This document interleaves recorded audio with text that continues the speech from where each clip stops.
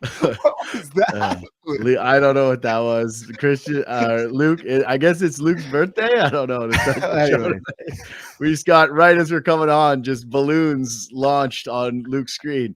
Happy birthday to Luke, maybe, possibly. Leafs talk, JD Bunkis, Sam McKee. But I got to start with this.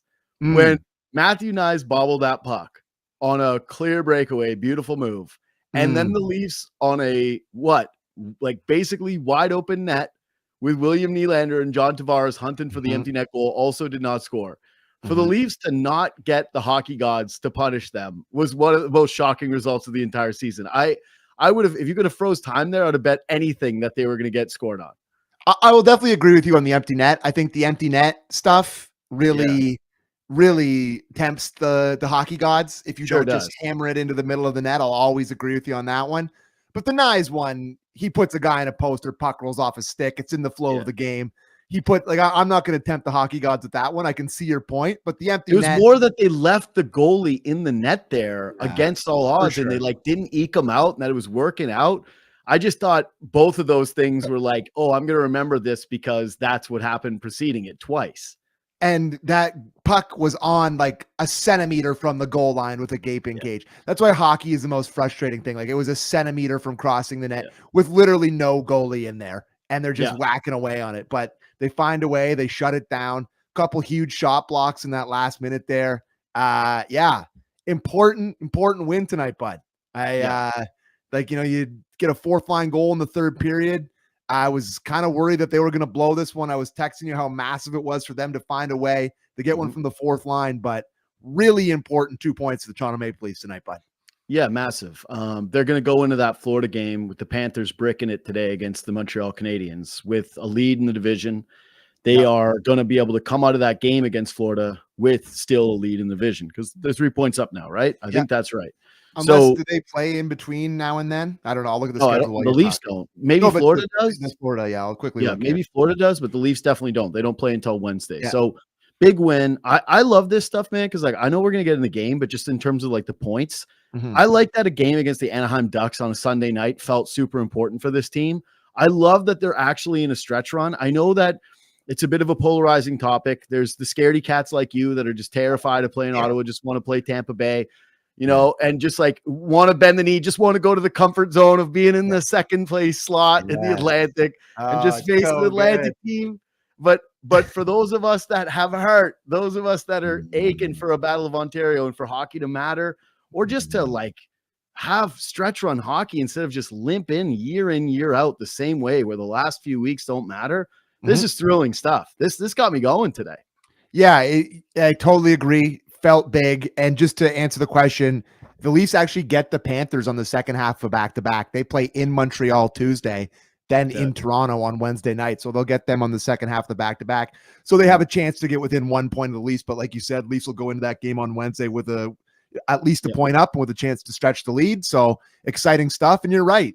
And I thought the Ducks were a pretty willing combatant tonight. I thought they played well. Thought they had some good young talent on that team. And I thought the Leafs dominated the second period.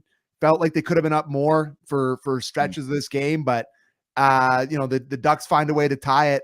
And they get, like I said, they get a fourth line goal. But I actually thought this was a really competitive, good game tonight, and a sneaky, impressive win for the Leafs on the second half of back-to-back after last night. So I give the Leafs full marks for this one for a good effort. I thought particularly the first line had a lot of dominant shifts tonight, more than we've seen from them in, I don't know, a week, 2 weeks. It really felt like they were coming in waves with Matthews and Marner and Nyes specifically, who was a mule tonight just in front of the net. He doesn't end up getting his goal because of the high stick, which we can get into later. But it was really nice to see the first line have a really good showing. I thought they were great. Yeah, I thought the first line was good. And I do think that there was a little bit of maturity with the Leafs tonight.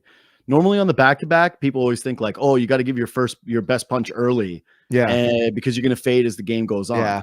I actually think that the Leafs made a mistake early on in this hockey game and that it was a pretty brutal one and that they avoided for the rest of the contest, which is one of the reasons why I think the Leafs lose to crappy teams like this at times. And the Ducks are plucky and they got some talent, whatever. They don't full on suck. Yeah, they don't full on suck, but they suck. They're the Ducks. They're close to sucking. Yeah, they're close to sucking. Let's be real here. The Ducks suck. It's a team that sucks. The Leafs sometimes jump into that like, okay, we'll play shinny against you mode. Yeah. And I thought that they did that at the start of this game where they went like, oh, we'll play up and down hockey with you, Anaheim, like chance for chance. And Anaheim loved it. And what happened? The game starts, and I know part of it is that a power play, the Ducks go on the power play. They get a bunch of shots on the first opportunities that they get, but shots started 9-1 in this game, bud. Yeah. It was not a good start for this team. I thought Woll was real sharp, that he was, as you love to say, snapping around in his net. Looked like the good version of Woll that we've seen, a guy that's feeling it early. Nothing too crazy dangerous. I thought that like he made a couple of good saves with the pads, kind of kicking shots out, but nothing too crazy, but sort of kind of kept the Leafs around and then let them settle into this game. And then to your point, like I think that the second period was way more just Toronto Maple Leafs hockey, where they started to be the team that put their imprint on the game. And that's what I want to see against bad teams from Toronto is I don't want you to play their game. I don't want you to play shinny. I want you to play Toronto Maple Leafs hockey and dominate. And that's why I thought the second period was the best one. And that, I thought they were also the better team in the third, even though I thought it was closer to even. Yeah, I think that's really well said. And I'll kind of zoom in on Woll there. I think this is an important bounce back for him because, like you could talk about competition. And as you like to say, the Ducks do suck. And, I was looking, there's 4 teams below them in the West and all those teams suck really bad. So they definitely are in the neighborhood of sucking pretty hard.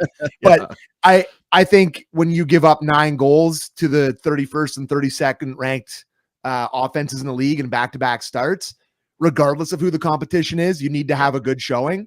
And I just thought he looked like the good version of Woll. And as we get close to the playoffs here, you just have to build good starts for these two guys. And they both have to look good because you want to have confidence in both of these guys because you might have to go back and forth in the playoffs. You don't know how this goes. So I'm sure this is it's a good confidence building start for Woll, for the coaching staff, for his teammates, for everybody, because the last 2 were really ugly. And I thought tonight he was really, really impressive. And especially in the first period, like you said, keeping them in it at times with a bit of a tardy start for the Leafs. But I was imagine he let in a bad one tonight, right? Like that was hanging over me when the game was tied, when the Leafs blew their 2-goal lead. I was thinking, don't let this be Woll who just lets in a softie. And that's all we're talking about at the end of this game, because it would have sucked. I didn't want that.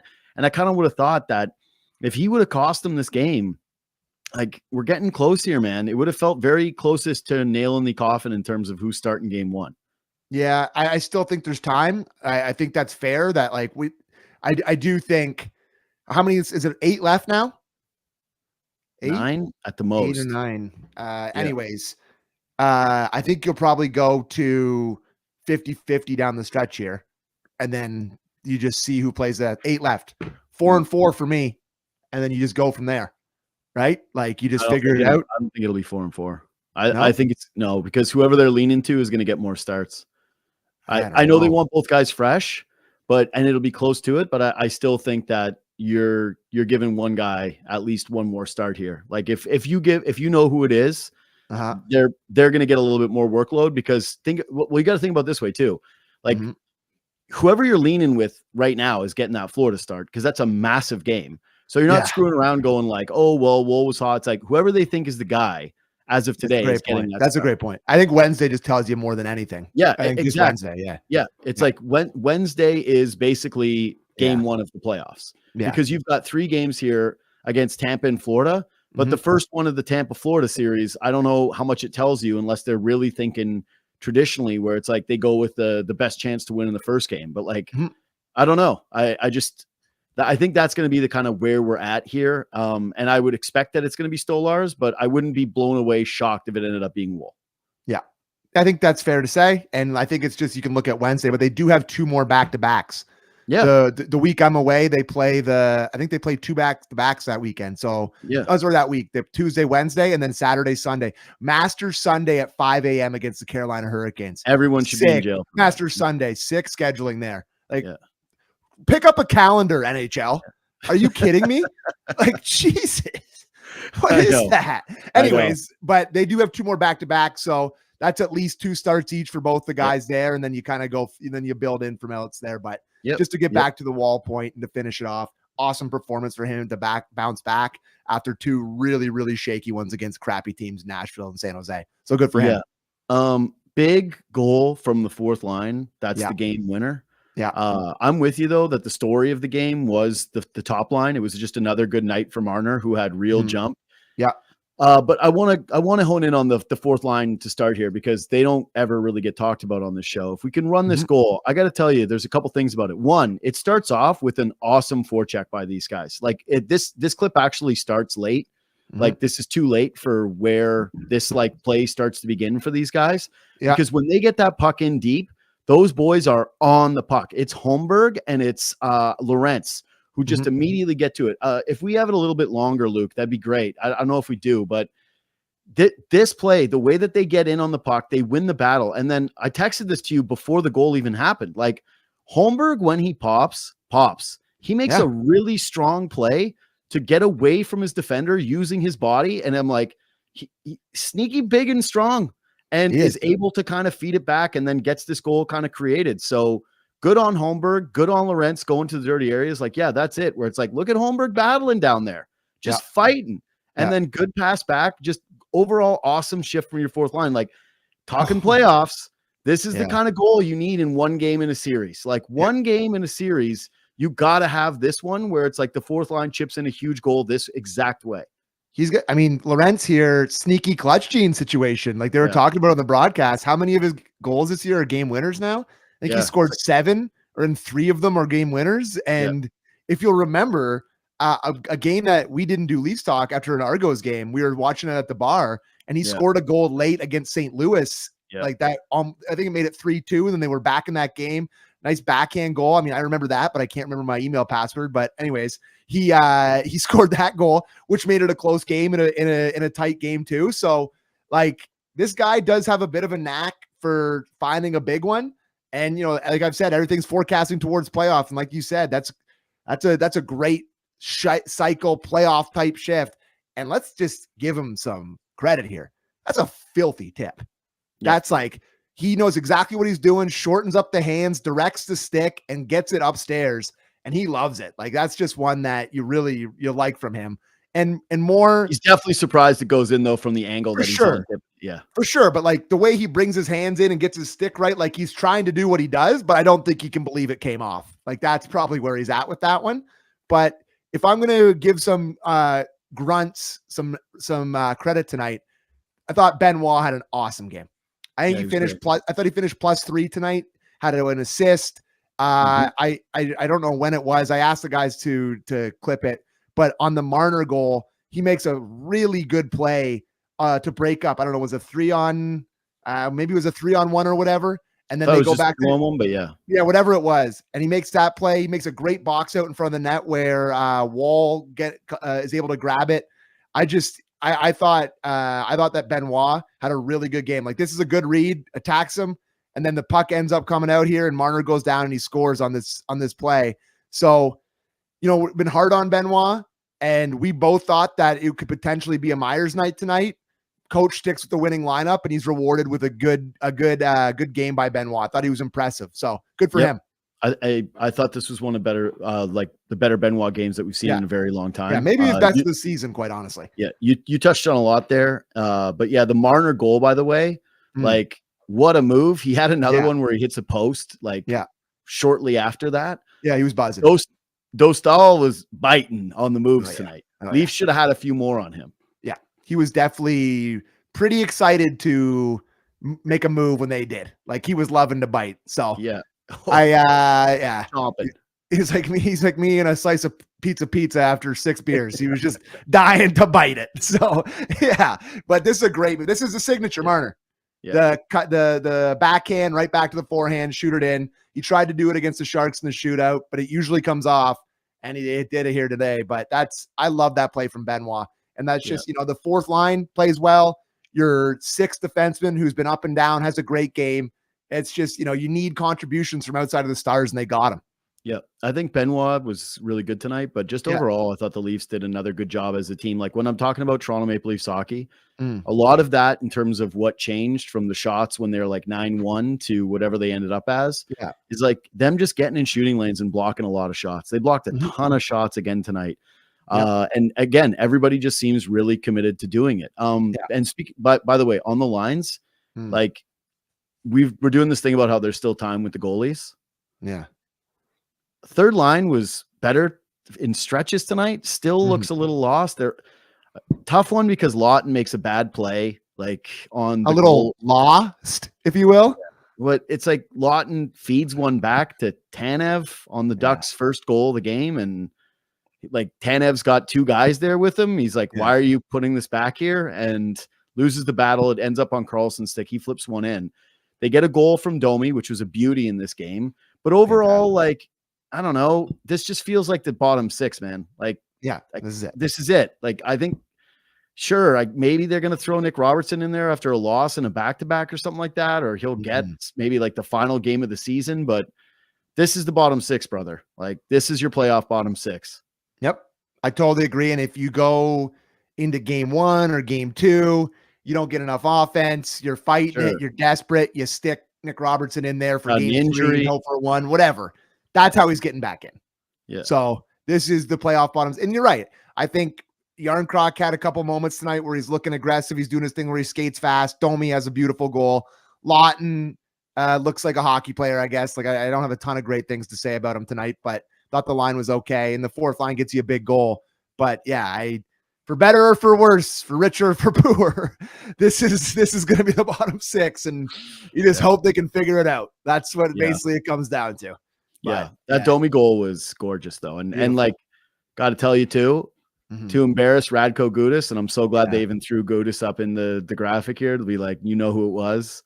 Only felt better. The only thing that was missing from that goal, which I wish would have happened, is somebody would have screamed in his face. Would have been awesome. Really would have been missed opportunity for the guys there to just scream in Gudas's face and try to get a picture. I think Gudas is going to be screaming in the mirror tonight anyway. He'll be screaming in his own face. I think he was was he on for all three tonight? I think he was dash 3. That one, it's like he's just sticking the hip out, praying. That's a great move. That's an awesome move. Like made him bite on the wrister, cuts it back to backhand, hard backhander, top of the net. That's a beautiful goal. But couldn't that's a Radko Gudas ending up -3 and getting danced in a game. That's a shame. That's a Jerry Seinfeld gift time here. That's a shame. Real tough shame. Hate to see that. You hate to see it. Hate to see it happen as such a good guy, such a likable character like Radko Gudas, who does end up as a -3. All right. I like, you know me, but I don't talk about the refs. Oh, here we go. But if I did talk about the refs, I would say that they missed 2 easy layup calls in the final 10 minutes of the hockey game that really could have screwed the Leafs. Yeah. I thought they were genuinely horrendous tonight. Like you can pick out a lot of spots where refs are pretty bad, but tonight I thought they were particularly awful. Is the high stick count as ref talk?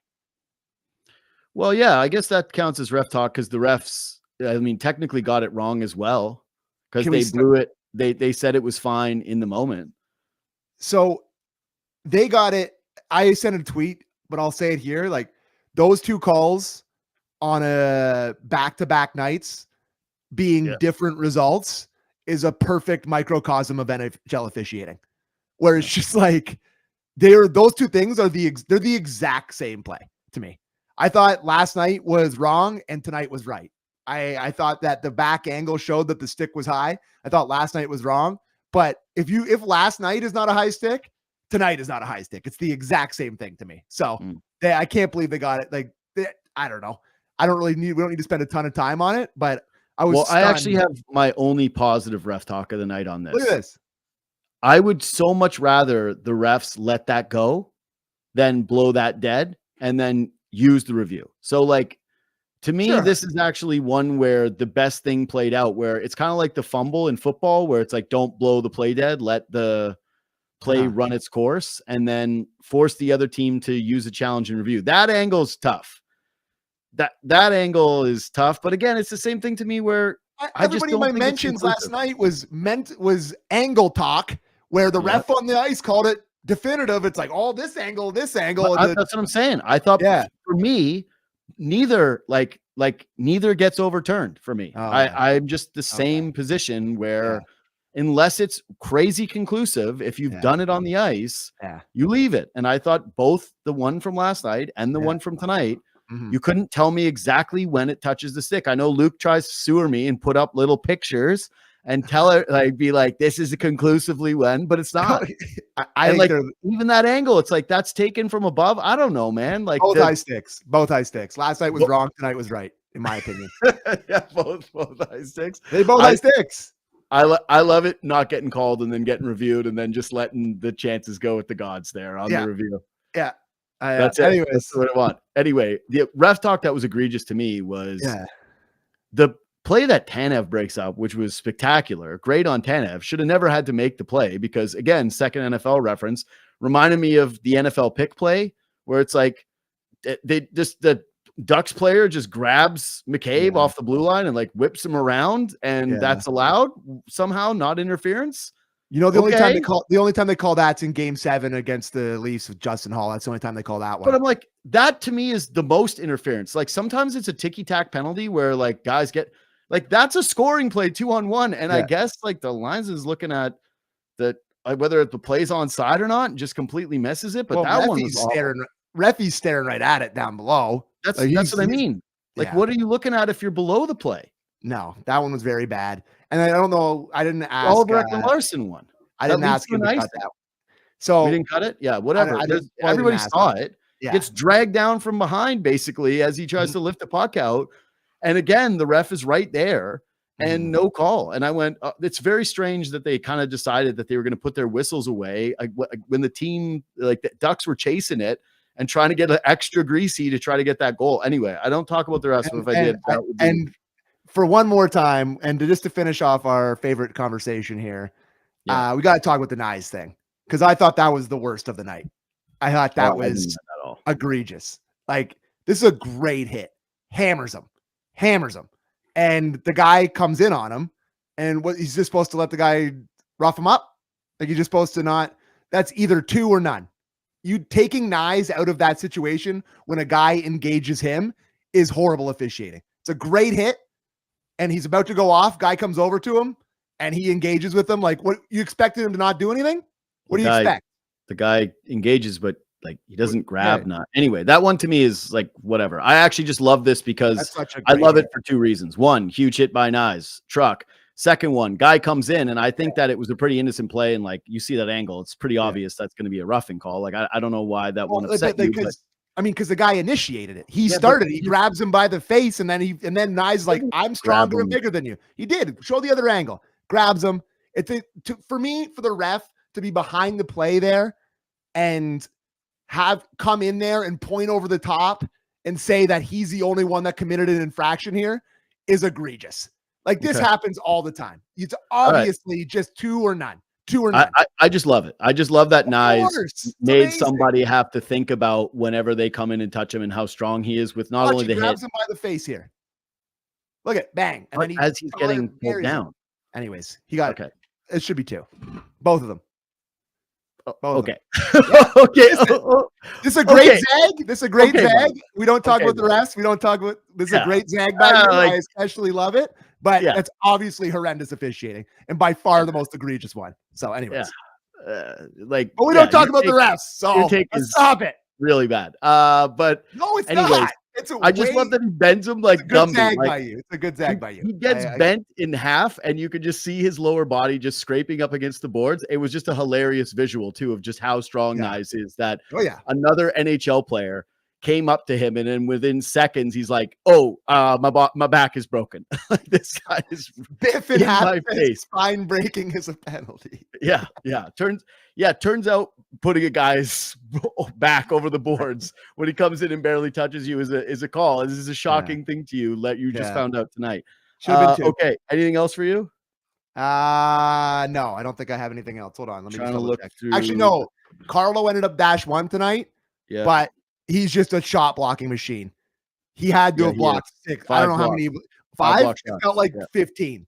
He was blocking everything tonight. And this guy continues to grow for me. Yeah. Last night endeared him so much. By the way, a lot of people don't have eyes, eh? It's thinking that it's like, oh, he didn't get beat up. I was like, buddy, like everyone's like, oh, he threw some bombs, like my mentions. I'm like, Jesus, I guess we don't have eyes. Listen, anymore. if you thought that he didn't lose that fight, then you gotta be literally like your brain dead. Like your brain dead. I know. Anyways, he's really, I'm really understanding him now, watching him more and more. And he's been a great pickup. Been a really that was a really good trade. And you can picture this guy being hugely important for the Leafs in the playoffs. Like he doesn't play big minutes. He doesn't have to because the Leafs have other shutdown guys. But as like a second pair, secondary shutdown guy, he's important. And I liked him a lot tonight. I really did. I just feel like as long as he doesn't get caught in space. Yeah. He's if he gets speed caught in space, it's dangerous. No question. Doesn't turn too quick, but speed got a good gap. Yeah. But in front of the net, seems to rarely be out of position. Yeah. He's so strong that when guys try to get to their spots, he's able to push them out of those areas. He's great with the stick.